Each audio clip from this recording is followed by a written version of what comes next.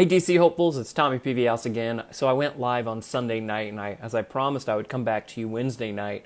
And tonight I want to talk about something different. I want to talk about help. Everyone in this group has something in common. You want to have a career that helps other people. Maybe you want to clean up the environment. Maybe you want to have pass laws that give people more access to health care. Maybe you want to keep people safe by working in national security or help scientists find cures to diseases. I've talked to you all. You have amazing ambitions, and at the core of it is just this desire to make the world a better place and to help people. Yet the great irony in that is what's holding almost all of you back, what held me back for years, is almost an unwillingness or not realizing that you need to get help.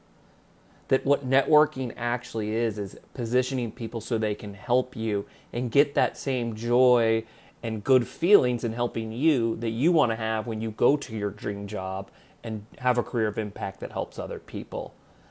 So something I really want you to take away tonight, and as you are continue through with DC Hopefuls, is understanding that seeking help, asking people to assist you in your career, is actually a huge sign of strength. It can also be viewed as weakness, like you don't know what you're doing or you can't do it all on your own. But in reality, it shows a ton of self-awareness, and it shows people how strong you are and how willing you are to do what it takes to go out there and have that life of impact. So what I always tell folks is when you imagine those type of people that you want your career to help, whether it's homeless people or constituents in your home state or your country as a whole, don't you owe it to those people who you want to help to go get that help that you need? So that's who I always try to keep in the back of that in my mind as I go out and build my career even to this day. So also I want to thank you all for joining me the other night. It was really cool. We got to talk about the concept of opportunity and looking at DC Hopefuls as an opportunity. So you can go out and create those opportunities for yourself. And I want to thank the few dozen, seriously, I heard from maybe 30, 40 of you all through email and private messages how that hit home, and you asked me some more questions, and it was really cool. I also promised you all that I would share with you my favorite analogy for networking, kind of put it all into context and kind of give you a better picture of what changed in my life and how I viewed networking and how much of an impact it had for me, and that's what I'm going to do now. And I'm going to tease out at the end of this an opportunity you can have very soon in the coming days to learn this far more in depth. How you can sign up for my free Networking 101 webinar, which is all about the truth behind real networking that hundreds of people in this group have already gone through, and it has changed lives, and it really can give you the tools you're going to need to go out to build your career that different way than we're taught in their career centers, but in a way that has worked forever and ever. Trust me, I did not invent this stuff. But again, if you watched my last video, or even if you didn't, I'm telling you now that I promised to share with you all my favorite story, my favorite analogy when it comes to networking, and hopefully that can give you all a better idea of how you should be thinking about this stuff as we move forward over the next few days. I'm going to give you all a very silly analogy, but it is based mostly in truth. Like 80% of this story is true. I'm going to change some very small details to make my point, but most of this did happen to me. So years ago, I had a roommate. And this roommate was in love. And he was in love with this young woman who lived very far away.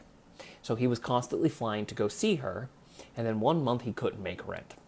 And that really sucked because I had to pay his half and I didn't have very much money back then. I was aimlessly applying, had a student job, not in a place to be paying somebody else's rent. He eventually paid me back, but it really flustered me. There was a lot of tension there. And then I want to fast forward to about a month later. And I picked up the phone and I would call my friend Dave. And I would say, hey, Dave, I'm moving tomorrow. Can you come help me move? Now let's think about that really quick. That is a crappy thing to ask somebody. My buddy Dave was put in a position in that scenario to do one of three things. He could lie and be like, oh man, I would help you, but unfortunately I'm busy. By doing that, he kind of preserves our friendship, but he gets out of this horrible task of helping move. But the friendship has now got a dent in it because he had to lie to me, and he's annoyed that I even put him in that position to make him lie. The second equation is he could agree. Sure, man, I'll come help you. And he helps me, but probably most of the day he's like, I can't believe I'm giving my Saturday to help him move. He gave me short notice. I'm here because I'm a friend, but God, I kind of feel taken advantage of a little bit. Or you could do maybe the grown-up thing and be honest. Hey man, I'm gonna be honest with you, like that's not what I want to do on a Saturday. Short notice, and like, no, I don't want to help you move. That sounds awful, right? That would be the honest thing to do, but now our relationship is not in a great place. That I guess really good friends could overcome that, but not ideal, right? It's kind of an impossible scenario for Dave. And a lot of you would think I would be very rude for even asking, right? Like, I mean, hit like if you think it would be kind of rude to just the day before ask someone if they could help get moved. Hey, help me move. But that's not. Now, that happened. I asked that question, but I actually got a completely different response and had a completely different scenario. So here's what actually happened. When I started having troubles with my roommate, I reached out to Dave. I said, Dave, here's what I did. I positioned Dave as an expert, as someone who was worthy of advice. Dave, you have such a good head on your shoulders. You're really good with like interpersonal conflicts. I'm having a dilemma. When can we talk? I put the ball in his court. I made him feel valued. I was going to work around his schedule. Hey, Tom, let's talk tonight at 10. Great.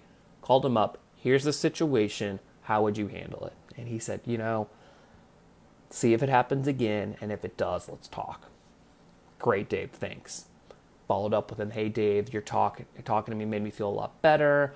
I'm feeling really good that he won't do this to me again. Thanks for being there.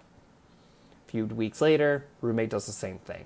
So I go to Dave again. Dave, you got time to talk? He did it again. Dave and I talk. Dave's giving me the advice of, hey, man, I think it's time for you to leave. Dave, how should I go about that? What do I say to him? Tom, if it was me, I would say this. Rob, thanks. I follow up with him. Hey, Dave, I had the talk with him like you suggested. He didn't take it very well, but I feel a lot better. Any advice on where I should move? I got to find an apartment, a single bedroom that I can afford. Here's my price range. You've lived here longer than me. I positioned him as an expert. What do you think? He sends me 3 or 4 places he's heard is good, on a building that his friend lived in, whatever. I follow up with him 2 days later. Hey, went and looked at all 3 buildings you recommended, and I looked at some other ones.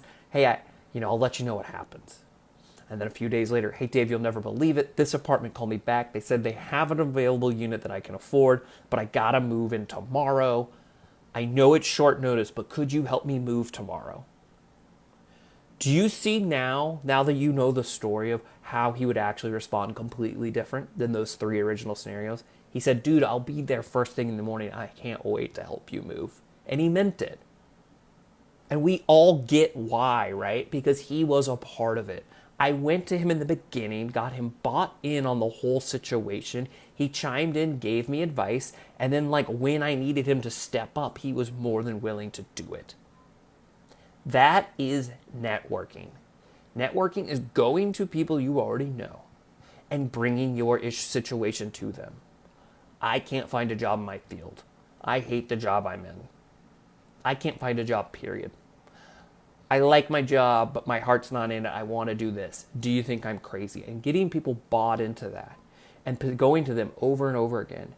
And instead of helping you move, maybe they'll think and they'll get creative and they'll think of people they might know. And they'll think of people he might know. And they'll just keep getting bought in as long as you keep bringing it back to them. And suddenly that person who might have felt very put off by you coming to them or in a weird position and, I'll flag your resume and hesitant. Suddenly, if you nurture it and you come at it that way, suddenly, hey, what can I do to help? Hey, let me see who I know. Hey, I'm going to go ask my friend if they've heard of any openings. And they get very proactive for you and they help you grow your network. So for those of you who don't know my story, I'm going to pick it up where I left off last time.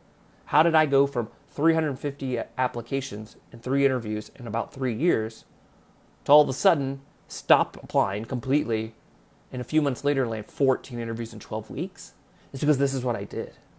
I went to the people I knew in my life and I said, I don't know what to do anymore because I didn't know all this. I said, I've tried networking. I've emailed people on LinkedIn. I've gone to networking events. Networking doesn't work for me, but I don't hear back on applications. What do? I don't want to give up, but what do I do? And by getting people to just buy in to that premise of I have no idea what to do, they started giving me advice. And a lot of their advice wasn't even that good, but they just felt like they were a part of it.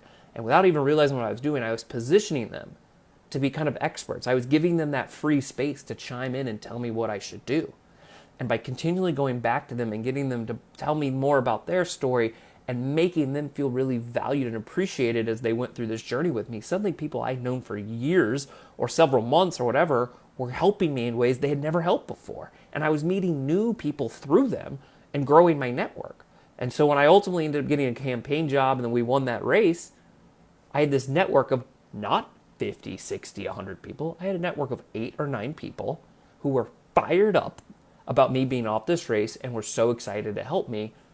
And I just started getting interviews and opportunities and leads because people were excited to help me. And not a single one out of all of those even worked in the field I wanted to be in. And he was ultimately able to get me introduced to a friend, and I broke into my field. I didn't have the right security clearances. I didn't have the right background, but they were willing to talk to me because this person kept singing my praises. And once they got to know me in person, they realized I had the intangibles that they just couldn't coach, that they couldn't really put in a job description, but they knew they liked my drive, they liked my passion, and they realized they could get me those other things. And the rest is history. That was like 14 years ago or 12 years ago, whatever. So I way oversimplified it. There's so much more, obviously, to my story and the things I teach people that have really helped. And if you're thinking to yourself, cool story, that's cute, Tommy, networking's not going to work for me. Tommy, I don't know the right people. I don't know anybody in my field. Tommy, you don't get it. I don't know how to pitch myself. I don't know how to talk about myself. I didn't go to a very good school. I'm really shy and introverted. I'm just this really anxious person. Or, Tommy, I'm so burnt out. I'm so defeated. That just sounds overwhelming. Or just straight up, look, I'm bad at networking. I've tried it. It never goes anywhere. I feel awkward talking to friends and family about this stuff. I feel awkward talking to new people. Whatever your excuse is, I had it. And I can list you dozens and dozens of other DC hopefuls who have had it and they've overcome it.